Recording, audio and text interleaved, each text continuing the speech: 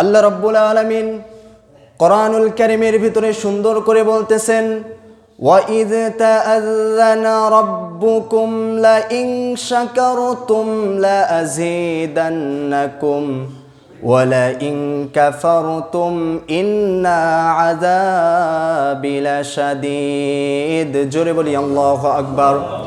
আল্লাহ রাব্বুল আলামিন পৃথিবীর সকল মানুষদেরকে উদ্দেশ্য করে বলতেছেন, ও পৃথিবীর মানুষেরা, তোমাদের কাছে আমি যে নিয়ামত পাঠিয়েছি, এই নিয়ামতগুলো তোমরা পাওয়ার পরে যদি তোমরা আমি আল্লাহ আমার নিয়ামতের শুকরিয়া আদায় করতে পারো, তাহলে তোমাদেরকে যেই নিয়ামত দান করেছি এর চাইতে আরও বেশি নিয়ামত বাড়িয়ে দেব।